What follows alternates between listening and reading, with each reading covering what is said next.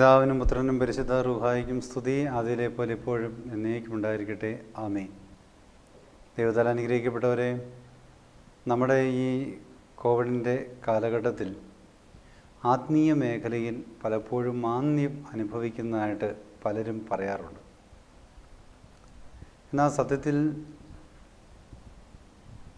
ഒരപ്പന് തൻ്റെ മകനോടുള്ള സ്നേഹം, മകന് അപ്പനോടുള്ള സ്നേഹം ഏതെങ്കിലും ഒരു കാലഘട്ടത്തിൽ കുറഞ്ഞു പോകുമോ? യഥാർത്ഥത്തിലൊരു അപ്പനാണ്, യഥാർത്ഥത്തിലൊരു അമ്മയാണ്, യഥാർത്ഥത്തിലൊരു മകനാണെങ്കിൽ അവരുടെ ബന്ധം എന്ന് പറയുന്നത് സാമ്പത്തികത്തിൻ്റെ പേരിലോ ദാരിദ്ര്യത്തിൻ്റെ പേരിലോ രോഗത്തിൻ്റെ പേരിലോ കുറഞ്ഞു പോകുമോ? അഥവാ ഒരു ദാരിദ്ര്യമാണെങ്കിൽ, ഒരു വേദനയാണെങ്കിൽ, ഒരു പ്രയാസമാണെങ്കിൽ ആ ബന്ധം കൂടുതൽ ഉജ്ജ്വലിക്കപ്പെടുകയല്ലേ ചെയ്യുന്നത്? അങ്ങനെയാണെങ്കിൽ ഈ കോവിഡിൻ്റെ കാലയളവിൽ ദേവാലയമായിട്ടുള്ള ബന്ധം, വചനമായിട്ടുള്ള ബന്ധം, ദൈവമായിട്ടുള്ള ബന്ധം നമുക്ക് കൂടുകയാണോ കുറയുകയാണോ ചെയ്യുന്നത്? ഈ ദിവസങ്ങളിലൊക്കെ പല ആളുകളും ഷെയറിങ്ങിനൊക്കെ ആയിട്ട് വിളിക്കുമ്പോഴും വരുമ്പോഴൊക്കെ പറയുന്ന ഒരു പ്രധാനപ്പെട്ട കാര്യം, വിശ്വാസം നഷ്ടപ്പെട്ടു പോയി. മഴ പെയ്തുകൊണ്ടിരിക്കുന്ന കാലയളവ്, പ്രളയത്തിൻ്റെ പ്രതിസന്ധി അനുഭവിക്കുന്ന കാലയളവ്, അപ്പോൾ ദൈവത്തെക്കുറിച്ചും ദൈവിക സംവിധാനങ്ങളെക്കുറിച്ചൊക്കെ നമുക്ക് പലപ്പോഴും അസ്വസ്ഥതകളും ഭാരങ്ങളൊക്കെ ഉണ്ടാകാറുണ്ട്. എന്താണ് അതിൻ്റെ കാരണം? കർത്താവ് പഠിപ്പിച്ചിട്ടുണ്ട്. മത്തായിയുടെ സുവിശേഷം 7-ാം അധ്യായം അതിൻ്റെ 21 മുതൽ 28 വരെയുള്ള വചനങ്ങൾ ഇന്ന് ഈ കാലഘട്ടത്തിൽ ധ്യാനിക്കാൻ പറ്റുന്ന ഏറ്റവും മനോഹരമായ വചനങ്ങളാണ്. ആരംഭിക്കുന്നത് ഇങ്ങനെയാണ്: കർത്താവേ കർത്താവേ എന്ന് വിളിക്കുന്നവനല്ല, എൻ്റെ പിതാവ്, സ്വർഗസ്ഥനായ എൻ്റെ പിതാവിൻ്റെ ഇഷ്ടം നിറവേറ്റുന്നവനാരോ അവനാണ് യഥാർത്ഥത്തിൽ എൻ്റെ ശിഷ്യൻ. അതിനുശേഷം കർത്താവ് ആ ശിഷ്യത്വത്തിൻ്റെ വിലയെക്കുറിച്ചെല്ലാം പറഞ്ഞതിന് ശേഷം അതിൻ്റെ അവസാന ഭാഗം ഇങ്ങനെയാണ് പറയുന്നത്: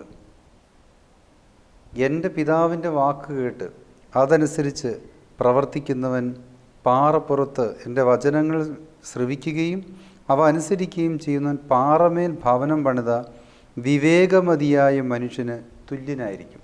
വിവേകമതിയായ മനുഷ്യനാണ് പാറമേൽ പണിത മനുഷ്യൻ. വചനങ്ങൾ കേൾക്കുന്നില്ല എങ്കിൽ അവൻ മണൽപ്പുറത്ത് വീട് പണിതവനാണ്. മണൽപ്പുറത്ത് വീട് പണിതവൻ്റെ പ്രത്യേകത പറയുകയാണ്: കാറ്റടിച്ചു, മഴ പെയ്തു, വെള്ളപ്പൊക്കമുണ്ടായി, അതിൻ്റെ പതനം വളരെ ദയനീയമായിരുന്നു. അപ്പോൾ ഈ കോവിഡിൻ്റെ കാലയളവിൽ, പ്രതിസന്ധിയുടെ കാലയളവിൽ വിശ്വാസം കുറഞ്ഞു പോകുന്നുണ്ടെങ്കിൽ, അല്ലെങ്കിൽ നമുക്ക് നമ്മുടെ ദൈവമായിട്ടുള്ള ബന്ധത്തിൻ്റെ ആഴം കുറഞ്ഞു പോകുന്നുണ്ടെങ്കിൽ, ആത്മീയ മേഖലയിൽ ചിലരൊക്കെ പറയാറുള്ളത് പ്രത്യേകിച്ചൊന്നും പറയാനില്ല, കോവിഡ് ആയപ്പോഴേക്കും മനസ്സിങ്ങനെ പ്രത്യേകിച്ച് ഫ്രീസിങ് ആയിപ്പോയി എന്നൊക്കെ പറയുന്നുണ്ടെങ്കിൽ അർത്ഥം ഇത്രയേ ഉള്ളൂ: പണിത വീട് മണൽപ്പുറത്താണ് പണിതത്, പാറപ്പുറത്തല്ല. പാറപ്പുറത്താണ് ഒരുവൻ വീട് പണിതതെങ്കിൽ കാറ്റടിക്കും, മഴ പെയ്യും, വെള്ളപ്പൊക്കമുണ്ടാകും, എന്നേക്കും നിലനിൽക്കും. അപ്പോൾ എന്നേക്കും നിലനിൽക്കുന്നൊരു ഭവനം, അത് പണിയുന്നതിന് സാധിക്കുക ഒരു ക്രിസ്തു ശിഷ്യനും മാത്രമേ സാധിക്കുകയുള്ളൂ. അപ്പോൾ ആരാണ് യഥാർത്ഥ ക്രിസ്തു ശിഷ്യൻ എന്ന് പറയുന്നത്? ആത്മീയ മേഖലയിൽ നമ്മൾ ഫേസ് ചെയ്യുന്ന കുറേ പ്രോബ്ലംസ് ഉണ്ട്. അതിലേറ്റവും പ്രധാനപ്പെട്ട പ്രോബ്ലം ഇതാണ്: ചില മനുഷ്യർ ആത്മീയരായി കഴിഞ്ഞാൽ പിന്നെ അവരെ കണ്ടുകൊണ്ട് ആരും കർത്താവിലേക്ക് പോകില്ല. ചില മനുഷ്യർ ആത്മീയരാണെന്ന് അറിയത്തുമില്ല, ആത്മീയരാണെന്ന് അവർ നടിക്കത്തുമില്ല, പക്ഷേ അവരെ കണ്ടുകൊണ്ട് ക്രിസ്തുവിനെ സ്നേഹിക്കുന്ന അനേക ആൾക്കാരുമുണ്ട്. ചില മനുഷ്യർ പറയുന്നത്, ഞാനൊരു ആത്മീയനായി ജീവിച്ചിട്ട് എനിക്കൊരു പ്രതിഫലവും കിട്ടിയില്ല, എനിക്കൊന്നും കിട്ടിയില്ലെന്ന് പരാതി പറയുന്ന ആൾക്കാരുണ്ട്. നമ്മുടെ ജീവിതത്തിൽ വിശുദ്ധനെന്നോ വിശ്വസ്തനെന്നോ ഒക്കെ നമ്മൾ മനസ്സിലാക്കുന്നത് നമ്മുടെ ചില പ്രകടനങ്ങളൊക്കെ കണ്ടുകൊണ്ടാണ്. പക്ഷേ ആത്യന്തികമായി ക്രിസ്തുവിൻ്റെ ഒരു ദാസൻ ആരാണെന്ന് ചോദിച്ചാൽ, ക്രിസ്തു ശിഷ്യൻ ആരാണെന്ന് ചോദിച്ചാൽ, പാറപ്പുറത്ത് വീട് പണിയുന്നവനെന്നാണ് കർത്താവ് പറഞ്ഞത്. എങ്ങനെയാണ് പാറപ്പുറത്ത് വീട് പണിയാൻ പറ്റുക? യേശു ഈ വചനം ആരംഭിക്കുന്നത് ഇങ്ങനെയാണ്: കർത്താവേ കർത്താവേ എന്ന് എന്നോട് വിളിച്ചപേക്ഷിക്കുന്നവനല്ല, എൻ്റെ സ്വർഗസ്ഥനായ പിതാവിൻ്റെ ഇഷ്ടം നിറവേറ്റുന്നവനാണ് സ്വർഗരാജ്യത്തിൽ പ്രവേശിക്കുക. ഈ കാലയളവിൽ ആത്മീയ ജീവിതത്തിൽ നമ്മൾ സംതൃപ്തരാണോ അല്ലയോ? ഇത് വളരെ പ്രധാനപ്പെട്ടൊരു ചോദ്യമാണ്. ദേവാലയങ്ങൾ തുറന്നിരുന്നു, ആളുകൾ പള്ളിയിൽ വന്നിരുന്നു, പെരുന്നാളുകൾ നടത്തിയിരുന്നു, എല്ലാവർക്കും സന്തോഷമായിരുന്നു. ഇപ്പോൾ പെരുന്നാളുകളില്ല, ആളുകളുടെ കൂട്ടായ്മകളില്ല, പ്രോഗ്രാംസ് കുറവാണ്, കർത്താവ് ഇന്നലെയും ഇന്നും ഒരുപോലെ തന്നെയാണോ നിനക്ക് ഫീൽ ചെയ്യുന്നത്? അതല്ലെങ്കിൽ നിൻ്റെ ദൈവിക ശുശ്രൂഷയിൽ നീ ദൈവവുമായിട്ടുള്ള ആ ബന്ധത്തിൽ നിനക്കിപ്പോഴും സമാധാനവും സന്തോഷവുമാണോ ഉള്ളത്?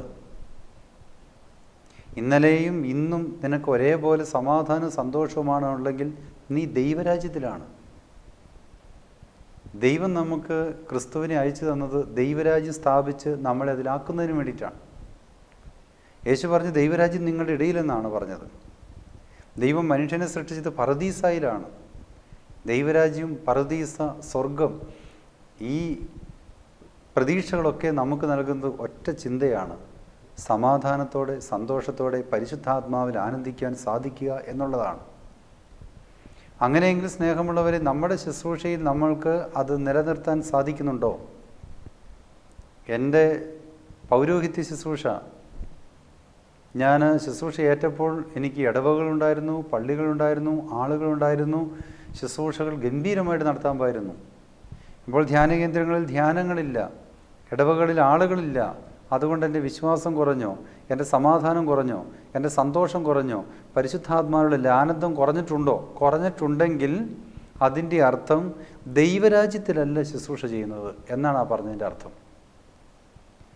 ദൈവഹിതമാണൊരു വ്യക്തി നിറവേറ്റുന്നതെങ്കിൽ അവന് ദൈവരാജ്യത്തിലാണ് സ്ഥാനമുള്ളത്. എന്താണ് ദൈവഹിതം എന്നാണ് നമ്മൾ തിരിച്ചറിയേണ്ടത്. നമ്മളെല്ലാ ദിവസവും കർത്തൃപ്രാർത്ഥന പ്രാർത്ഥിക്കും: പിതാവേ, നിൻ്റെ ഇഷ്ടമെന്തോ അത് ഈ ഭൂമി നിറവേറണമേ. യേശുക്രിസ്തു പിതാവിനോട് പ്രാർത്ഥിച്ചത് ഇതാണ്: കർത്താവ്, എൻ്റെ കഴിയുമെങ്കിൽ ഈ പാനപാത്രം നീങ്ങിപ്പോകട്ടെ, എന്നാലും എൻ്റെ ഇഷ്ടം, നിൻ്റെ ഹിതം എന്തോ അതുപോലെ നിറവേറാനാണ് എൻ്റെ ജീവിതം സമർപ്പിക്കുന്നത്. അപ്പോൾ ജീവിതത്തിൻ്റെ സഹനങ്ങളിലും കുരിശുകളിലും തകർച്ചകളിലും നിന്ദനങ്ങളിലും കുറ്റപ്പെടുത്തലുകളിലും ഇല്ലായ്മകളിലും നമ്മുടെ ജീവിതത്തിൽ നഷ്ടമുണ്ടാകുന്ന അനുഭവങ്ങളിലെല്ലാം നീ ക്രിസ്തുവിനാണ് ജീവിതം സമർപ്പിച്ചതെങ്കിൽ നിൻ്റെ ജീവിതം ദൈവരാജ്യത്തിലാണ്. അഥവാ നിനക്ക് സമാധാനവും സന്തോഷവും പ്രദാനം ചെയ്തിരിക്കും ഈ ശുശ്രൂഷകളെല്ലാം, ഈ പ്രവർത്തനങ്ങളെല്ലാം. എന്നാൽ നീ ശുശ്രൂഷയിൽ നീ അസ്വസ്ഥനാണ്, നിൻ്റെ ശുശ്രൂഷയിൽ നിനക്ക് നിരാശയാണ്, നിൻ്റെ ഒരു കുടുംബജീവിതം ഒരു ശുശ്രൂഷയാണ്. ഇന്ന് കുടുംബജീവിതത്തിലേക്ക് കർത്താവിനെ പ്രതി നീ കടന്നു വന്നു, മക്കളുണ്ടായി, ആ മക്കളിലും ശുശ്രൂഷയിലും നീ നിരാശനാണോ, അസ്വസ്ഥനാണോ എങ്കിൽ തിരിച്ചറിയുക, നീ ദൈവരാജ്യത്തിലല്ല. ദൈവരാജ്യത്തിൽ നിന്ന് പുറത്തു പോയാൽ കരച്ചിലും പല്ലുകടിയും എന്നാണ് പറഞ്ഞിരിക്കുന്നത്. കരച്ചിൽ എന്തിനാണ്? ദുഃഖത്തിൻ്റെ ഒരു അടയാളമാണ്. പല്ലുകടി എന്താണ്? വെറുപ്പിൻ്റെ അടയാളമാണ്. സങ്കടങ്ങളും വെറുപ്പും ഇതല്ലേ സത്യത്തിൽ ടെൻഷനായിക്കൊണ്ട് സ്ട്രെസ്സായിക്കൊണ്ട് മനുഷ്യൻ ഇന്ന് ഏറ്റവും കൂടുതൽ അനുഭവിക്കുന്നത്. കോവിഡിൻ്റെ കാലയളവിൽ മനുഷ്യൻ അനുഭവിക്കുന്ന ഏറ്റവും വലിയ രോഗമെന്ന് പറയുന്നത് മാനസികമായിട്ടുള്ള സംഘർഷമാണ്. അത് ദേഷ്യം, സങ്കടം, ഇതിൻ്റെ കൺട്രോളില്ലാതെ ഇങ്ങനെ ഒരു പ്രത്യേക അവസ്ഥയിലേക്ക് മാറിക്കൊണ്ടിരിക്കുകയാണ്. കാരണം ഇത്രയേ ഉള്ളൂ: ദൈവരാജ്യ അനുഭവത്തിലേക്ക് ആ വ്യക്തി കടന്നു വന്നിട്ടില്ലെന്നാണ് സുവിശേഷം നമ്മളെ പഠിപ്പിക്കുന്നത്. ദൈവത്തിൻ്റെ ഇഷ്ടത്തിന് വേണ്ടി ജീവിതം വിട്ടുകൊടുത്താൽ അതിൻ്റെ അനുഭവം സമാധാനവും സന്തോഷവുമായിരിക്കും. ഇനി എൻ്റെ ജീവിതത്തിൽ ഞാൻ എന്താണ് തിരിച്ചറിയേണ്ട ഏറ്റവും വലിയ സത്യം? എല്ലാ മനുഷ്യനും അനുഭവങ്ങളുണ്ട്, എല്ലാ മനുഷ്യനും അറിവുണ്ട്. എല്ലാ മനുഷ്യൻ്റെയും അനുഭവവും അറിവുമാണ് അവൻ്റെ മനസാക്ഷിയിൽ നല്ലതെന്നും ചീത്തയെന്നും അവന് ബുദ്ധി, അവൻ്റെ ബോധം വെളിപ്പെടുത്തി കൊടുക്കുന്നത്. എന്നാൽ എൻ്റെ ജീവിതത്തിൽ ഞാൻ തീരുമാനിക്കുന്നതായിരിക്കുമോ എൻ്റെ ശരി, ഞാൻ പറയുന്നതാണോ എൻ്റെ ശരിയെന്ന് നമുക്ക് തിരിച്ചറിയാൻ പറ്റുന്നുണ്ടോ? അഥവാ നമ്മുടെയൊക്കെ ജീവിതത്തിൽ നന്മയും തിന്മയും തിരിച്ചറിയാനായിട്ട് മുൻവിധിയില്ലാതെ ദൈവത്തിൻ്റെ മുമ്പാകെ നിന്നുകൊണ്ട് സ്വീകരിക്കാൻ നമ്മളെ കൊണ്ട് പറ്റുന്നുണ്ടോ? നമ്മൾ പലപ്പോഴും എന്താ ചെയ്തുകൊണ്ടിരിക്കുന്നത്? ഞാൻ പറഞ്ഞ് ശരിയാണ്, ഞാൻ ചെയ്തത് ശരിയാണ്, അങ്ങനെ അവർ ചെയ്യാൻ പാടില്ലായിരുന്നു, അവരങ്ങനെ പറയാൻ പാടില്ലായിരുന്നു, എൻ്റെ ഭാഗമായിരുന്നു ശരി, ഞാനിപ്പോൾ എല്ലാത്തിനോടൊരു നിസ്സംഗതയാണ്, എനിക്കെല്ലാത്തിനോടൊരു വെറുപ്പാണ്. കാരണം എന്താണ്? എൻ്റെ ഇഷ്ടത്തിനും എൻ്റെ ആത്മാർത്ഥതയ്ക്കും അവർ ചോദ്യം ചെയ്തു, അതുകൊണ്ട് ഞാനിതെല്ലാം ഉപേക്ഷിക്കുന്നു. സത്യത്തിൽ എന്താ സംഭവിച്ചിരിക്കുന്നത്? അന്ത്യം എന്ന് പറയുന്നത്, പരിണിത ഫലം എന്ന് പറയുന്നത്, റിസൾട്ട് എന്ന് പറയുന്നത് പല്ലുകടിയും നിരാശയുമാണ്. അപ്പോൾ ദൈവരാജ്യ അനുഭവത്തിൽ ഞാൻ നിലനിൽക്കണമെങ്കിൽ യഥാർത്ഥത്തിൽ ദൈവത്തിൻ്റെ ഇഷ്ടം നിറവേറണം. നമ്മുടെ ജീവിതത്തിൽ ആരുടെ ഇഷ്ടമാണ് നിറവേറുന്നത്? ബൈബിളിൽ നമുക്ക് കണ്ടുപിടിക്കാനോ ബുദ്ധിമുട്ടുള്ള ഏറ്റവും വലിയ പാപം എന്താണ്? സഹോദരങ്ങളെ, സ്വന്തം തെറ്റ് മനസ്സിലാക്കാൻ പറ്റാത്തതാണ് മനുഷ്യൻ്റെ ഏറ്റവും വലിയ ദയനീയത. ദാവീദ് പറയുകയാണ്, സങ്കീർത്തനം 19:12, സ്വന്തം തെറ്റ് മനസ്സിലാക്കാൻ ആർക്ക് സാധിക്കും? അറിയാതെ പറ്റുന്ന വീഴ്ചകളിൽ നിന്ന് എന്നെ കാത്തുകൊള്ളണമേ. ആദ്യ മനുഷ്യൻ പാപം ചെയ്തു. എന്താണ് പാപത്തിൻ്റെ അനന്തരഫലം? അവൻ്റെ പാപം തിരിച്ചറിയാൻ അവന് സാധിച്ചില്ല. ബൈബിളിലെ ആദ്യത്തെ രാജാവ് ശൗലാണ്. ഈ ശൗലിൻ്റെ ജീവിതത്തിൽ സംഭവിച്ച ഏറ്റവും വലിയ തെറ്റെന്താണെന്ന് ചോദിച്ചാൽ, അവൻ്റെ മനസാക്ഷി എടുത്ത തീരുമാനം, അവൻ്റെ ശരി, അവൻ്റെ ഇഷ്ടം, അവൻ്റെ മനസ്സിൻ്റെ സുഖം അവന് ശരിയെന്ന് തോന്നി. മനുഷ്യന് 3 തരത്തിലുള്ള സുഖങ്ങളുണ്ട്. ഒന്ന്, ആത്മാവിലൊരു സുഖമുണ്ട്, അതിന് ആനന്ദം എന്ന് പറയും. മറിയം പറഞ്ഞു, എൻ്റെ ആത്മാവ് കർത്താവിൽ സന്തോഷിക്കുന്നു. അങ്ങനെ ഒരു ആനന്ദമുണ്ട്. രണ്ടാമതൊരു സന്തോഷമാണ്, മനസ്സിനൊരു സന്തോഷമുണ്ട്. എൻ്റെ മനസ്സിന് സുഖമെന്ന് തോന്നുന്ന, എൻ്റെ മനസ്സിന് ഇഷ്ടമെന്ന് തോന്നുന്ന ചില സുഖങ്ങളുണ്ട്, അതിന് താലോലിക്കുന്നുണ്ട്. ചിലത് ശരീരത്തിന് സുഖം കൊടുക്കുന്ന വ്യക്തികളുണ്ട്. ശരീരത്തിന് സുഖം കൊടുക്കുമ്പോൾ അത് ജഡീകത എന്ന് നമ്മൾ പറയും.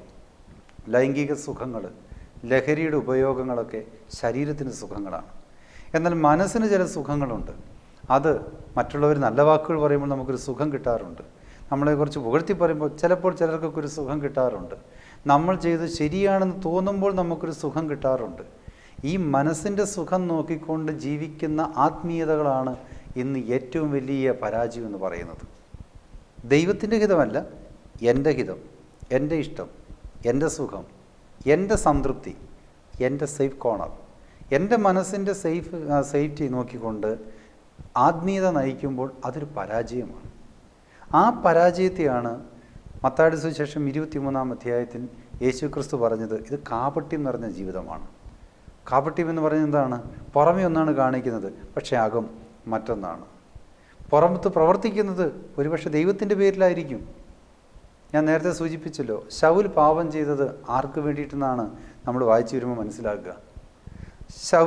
ശമൂവേലിൻ്റെ അടുത്തുള്ള ന്യായീകരണം പറയുന്നത് ഇങ്ങനെയാണ്: ജനം എന്നെ വിട്ടുപോകുന്നു, ശത്രുക്കൾ എന്നെ വളഞ്ഞിരിക്കുന്നു, അങ്ങ് വരാൻ വഴുകിയിരിക്കുന്നു. കാരണം 3ഉം എൻ്റേതല്ല.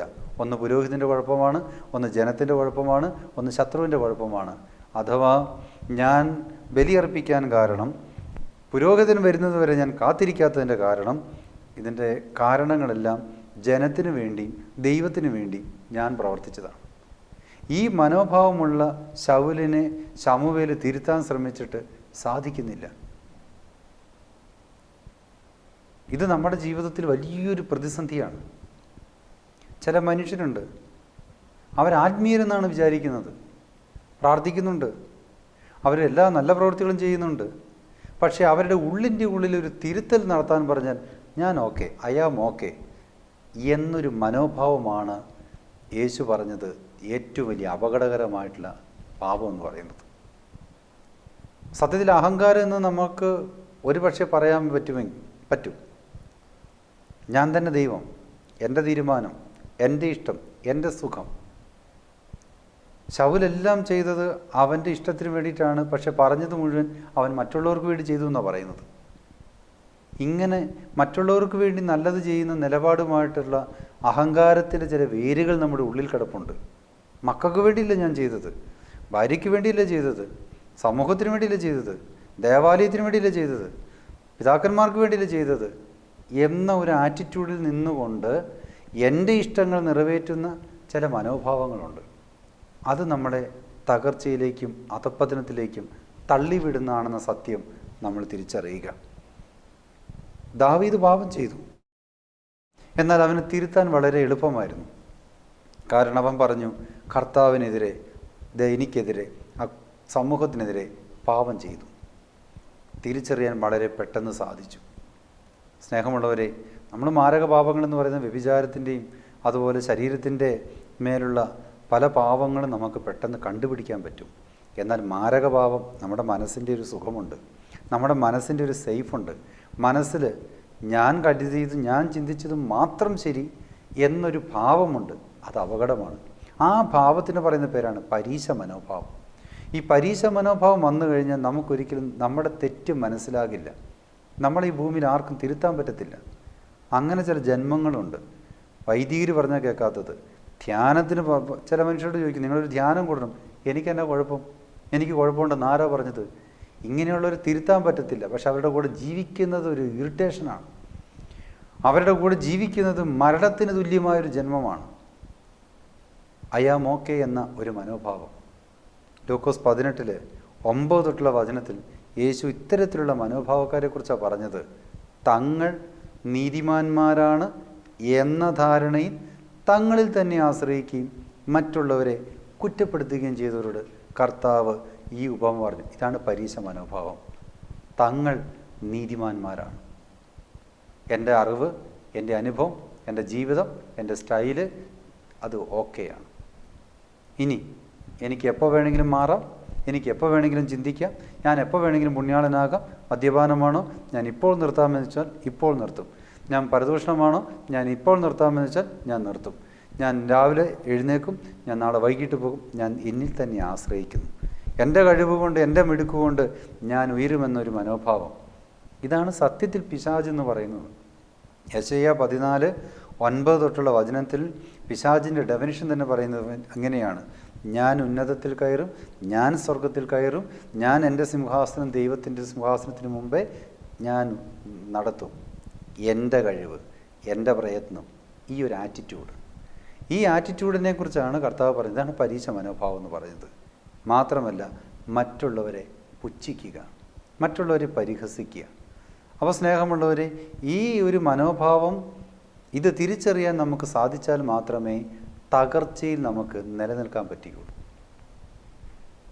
കാറ്റടിച്ചു, വെള്ളപ്പൊക്കമുണ്ടായി, ബിൽഡിങ് തകരാതിരിക്കണമെങ്കിൽ അവൻ പണിയേണ്ടത് ക്രിസ്തുവെന്ന വിശ്വാസത്തിൻ്റെ പാറമേലായിരിക്കണം. എന്നാൽ മണൽപ്പുറം എന്ന് പറയുന്നത് ശരീരത്തിലുള്ളതാകാം, മനസ്സിലുള്ളതാകാം. ഇതിൽ രണ്ടിനും ആശ്രയിച്ചു കൊണ്ടുള്ള ജീവിതത്തെയാണ് സുവിശേഷകൻ ഇങ്ങനെ പറയുന്നത്: ഇത്തരത്തിൽ ജീവിക്കുന്നവൻ തകർച്ചയിൽ, കാറ്റടിക്കുമ്പോൾ, വെള്ളം വരുമ്പോൾ തകർന്ന് തരിപ്പണമായി പോകും. നമ്മൾ എവിടെയാണ് നമ്മുടെ ഭവനം പണിയുന്നത്? എൻ്റെ ഇഷ്ടത്തിനാണോ ദൈവത്തിൻ്റെ ഇഷ്ടത്തിനാണോ? ദൈവത്തിൻ്റെ ഇഷ്ടത്തിനാണ് നമ്മൾ പണിയുന്നതെങ്കിൽ നമ്മുടെ മനോഭാവം എപ്പോഴും നന്ദിയുള്ള ഹൃദയമായിരിക്കും. ഞാൻ എൻ്റെ ഇഷ്ടത്തിനാണ് നടക്കുന്നത്, ദൈവത്തിൻ്റെ ഇഷ്ടത്തിനാണ് നടക്കുന്നതെന്ന് തിരിച്ചറിയാൻ വളരെ എളുപ്പമുണ്ട്. മറിയത്തിൻ്റെ ജീവിതം നോക്കിയാൽ മതി. മറിയത്തിൻ്റെ ജീവിതത്തിൽ പറഞ്ഞു, ഇതാ കർത്താവിന് ദാസി, നിൻ്റെ ഇഷ്ടം പോലെ നടക്കട്ടെ. കുരിശ് വന്നു. മറിയം പ്രതികരിച്ചില്ല, മറിയം ന്യായീകരിച്ചില്ല, പകരം ദൈവത്തെ മഹത്വപ്പെടുത്തി. മറിയം ക്രിസ്തുവിനെ സ്വീകരിച്ചു. പ്രസവിക്കാനിടം കിട്ടിയ തൊഴുത്തിലാണ്. ഒരു പരാതി പറഞ്ഞില്ല, ജോസഫിനെ കുറ്റപ്പെടുത്തിയില്ല, ദൈവത്തെ കുറ്റപ്പെടുത്തിയില്ല. ദൈവഹിതമെന്തോ നടക്കട്ടെ. 33-ാമത്തെ വയസ്സിൽ തൻ്റെ മകൻ കുരിശിൽ തൂങ്ങി മരിക്കുകയാണ്. ആ കുരിശിൻ്റെ ചുവട്ടിൽ അവൾ നിന്നുകൊണ്ടും കർത്താവിന് ദാസി, നിൻ്റെ ഇഷ്ടം പോലെ ഭവിക്കട്ടെ. മറിയം അസ്വസ്ഥപ്പെട്ടതായിട്ട് ബൈബിളിൽ നമുക്ക് പറയാൻ പറ്റത്തില്ല.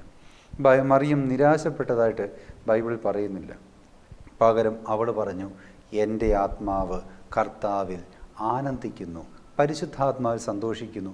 ഇതാണ് റോമ 14:17 പറഞ്ഞത്: ദൈവരാജ്യം എന്നാൽ ഭക്ഷണമല്ല, പാനീയമല്ല, നീതിയും സമാധാനവും സന്തോഷവുമാണ്. യേശു പറഞ്ഞു, എൻ്റെ പിതാവിൻ്റെ ഇഷ്ടം നിറവേറ്റുന്നവൻ അവൻ ദൈവരാജ്യത്തിൽ ആയിരിക്കും. അതുകൊണ്ട് സ്നേഹമുള്ളവരെ, നമ്മുടെ ആത്മീയ ജീവിതമായിക്കോട്ടെ, ഭൗതിക ജീവിതമായിക്കോട്ടെ, ഭൂമിയിലെ ഏത് വിളി നമുക്കുണ്ടായിക്കോട്ടെ, ആ ജീവിതത്തിൽ നമ്മൾ സംതൃപ്തരാണോ, നമ്മൾ സാറ്റിസ്ഫൈഡ് ആണോ, നമ്മൾ സമാധാനമുള്ളവരാണോ എങ്കിൽ ക്രിസ്തുവിൻ്റെ ഇഷ്ടം എൻ്റെ ജീവിതത്തിലൂടെ നിറവേറിക്കൊണ്ടിരിക്കുന്നു. നമ്മൾക്ക് സംതൃപ്തിയില്ല, നമ്മൾ പല്ലുകടിച്ചിലും കരച്ചിലും അസ്വസ്ഥരുമാണ്, ബുദ്ധിമുട്ടുള്ളവരാണെങ്കിൽ തിരിച്ചറിയുക, പുറത്തെ അന്ധകാരത്തിലേക്ക് വീണുപോയവരാണ് നമ്മൾ. പോഷണ തുല്യം തകർന്ന് തരിപ്പണമായവരാണ്. ദൈവരാജ്യത്തിൽ ജീവിക്കാൻ വിളിക്കപ്പെട്ടവരാണ് നമ്മൾ. കർത്താവിൻ്റെ ഉപമകളെല്ലാം ദൈവരാജ്യത്തിൻ്റെ ഉപമകളാണ്.